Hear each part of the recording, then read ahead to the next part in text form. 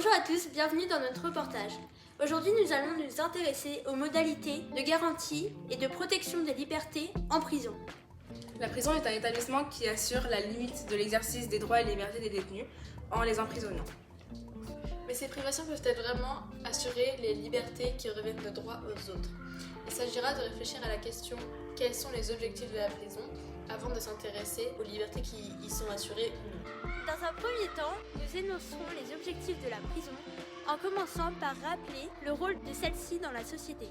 La prison sert à protéger la société des individus dits dangereux et ainsi enferme les détenus afin de limiter leur liberté et de les empêcher de franchir les frontières de l'interdit, ce qui permettrait de restaurer l'équilibre social. Donc la prison assure pour l'heure une place symbolique qui consiste en la mise à l'écart et en l'affirmation de la réprobation sociale. De cette façon, la prison prive alors les détenus de certaines libertés pour assurer le bon fonctionnement de cette dernière. Bah oui, je suis pour. Bah parce qu'on va pas laisser les criminels libres. Bah oui, après ça dépend. Hein. S'ils sont enfermés parce qu'ils ont volé une pomme, je suis pas d'accord. Hein. S'ils ont fait une petite infraction, mais si c'est des violeurs, des tueurs, oui. La prison n'a pas toujours eu le même rôle dans la société française. En effet, avant le XVIIIe siècle, le but du gouvernement français était de mettre en garde les citoyens et d'empêcher de potentiels nouveaux crimes. Pour ce faire, les criminels étaient torturés sur la place publique, sous les yeux de tous. C'est donc à partir du XVIIIe siècle que le gouvernement décide de ne non plus punir pour se venger, mais de punir pour protéger. Désormais, les criminels sont enfermés dans des cellules, privés de leur liberté. En emprisonnant les criminels, le gouvernement assure alors la mise à l'écart des personnes dangereuses, soit la protection des citoyens. La question de savoir si la prison est ou non une solution dépend des objectifs que l'on veut atteindre et les circonstances. Dans certaines situations, la prison s'avère être la meilleure des solutions qui s'offrent à nous pour protéger la société et punir les criminels. Cependant, elle ne résout pas tous les problèmes criminels et sociaux et peut même parfois contribuer à les aggraver. Un agresseur en prison, s'il a sa proie, si c'est sa proie qu'il a envoyée en prison, et bah, il va ressortir, il va être déterminé. Pour la plupart des cas, c'est ça, il va être déterminé et il n'est pas poursuivi en justice après. Il le laisse, il a purgé sa peine. En fait, la prison, c'est une solution éphémère, tu vois ? Ouais, selon moi. En donnant l'exemple, elle dissuade les autres de commettre des crimes et prévient la récidive. Forcément, ça dépend après de pourquoi ils sont incarcérés. Hein. C'est toujours pareil. S'ils sont incarcérés parce que ce sont des dangereux criminels, oui, c'est plus prudent et puis c'est même rassurant de les savoir en prison. Non, pas forcément. Pourquoi ? Je sais pas, ça dépend de la privation là. Comme ça, j'ai pas d'exemple en tête. Normalement, la prison peut avoir des répercussions nocives sur les criminels qui y sont détenus, notamment sur le plan de la santé mentale et de la réinsertion dans la société après la libération. De nombreux prisonniers ont des problèmes de toximanie ou autres problèmes sociaux qui peuvent être aggravés par l'incarcération.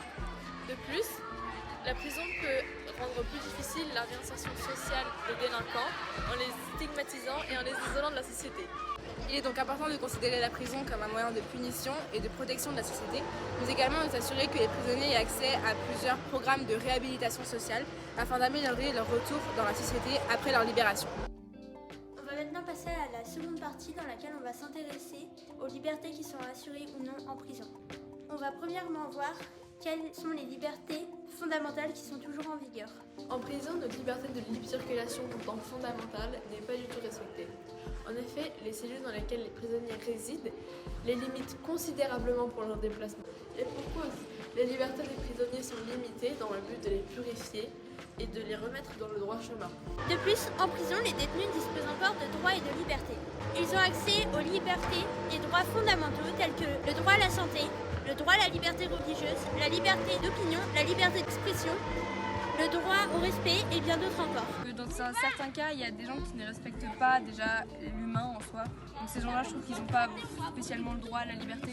Il y en a d'autres pour lesquels les crimes ne sont pas contre d'autres. Donc du coup... Ouais, genre les vols ou les braquages. Ouais, voilà, ça. Ce genre de trucs qui portent pas atteinte à la personne et qui sont plutôt... mais à la vie collective. Ouais, voilà. Je pense qu'il faudrait adapter en fonction de la peine et de la conduite de la personne incarcérée. Je suis d'accord au niveau de la conduite. S'ils sont en prison, c'est pour une bonne raison. Je vois pas pourquoi on devrait laisser du temps libre alors que ils sont pas en vacances, quoi, ils sont en prison. Mais tu penses pas que c'est un peu inhumain comme punition ? Enfin, les détenus peuvent récupérer leur liberté perdue en prison à la fin de leur peine. En effet, les libertés des prisonniers sont majoritairement ni respectées ni en vigueur et sont très limitées, même si une grande partie d'entre elles restent toujours présentes lors de leur peine. Nous pouvons alors nous demander en quoi cette suppression de liberté joue un rôle essentiel dans la protection des autres. Tout d'abord, la suppression des libertés des détenus permet la protection des autres dans la mesure où le criminel, qu'il soit cambrioleur, agresseur, meurtrier, ne peut plus se tenir à proximité de ses potentielles victimes. Ainsi, en enfermant et en limitant les libertés des individus dangereux, la prison joue un rôle majeur dans la protection des citoyens français. En effet, celle-ci exerce également un rôle de justice envers les victimes qui a pour but d'émettre un jugement sur un ensemble d'institutions. Elle sert alors d'équilibre pour les relations entre les hommes. Cela implique qu'elle soit stable et proportionnelle afin d'être juste et égale. De plus, la justice soutient à séparer le juste de l'injuste. De cette manière, quand une faute a été commise, la justice punit celui responsable de cette dernière. Pour conclure, bien que son fonctionnement ait évolué au cours des siècles, la prison sert à enfermer des détenus dangereux afin qu'ils ne puissent nuire à la sécurité des autres. De cette manière, leurs libertés sont considérablement réduites, notamment celle du déplacement. Ainsi, du fait de la restriction de déplacement, ils ne peuvent plus commettre de crimes, notamment sur les citoyens innocents. Cependant, comme nous l'avons vu, une fois enfermés, les criminels ne sont pas dépossédés de toute leur liberté. Bien que la prison s'avère être une bonne, voire la meilleure solution possible, celle-ci peut engendrer des problèmes sociaux pour les criminels qui s'y trouvent. La prison permet alors de protéger les citoyens, mais aussi de faire justice aux victimes des criminels.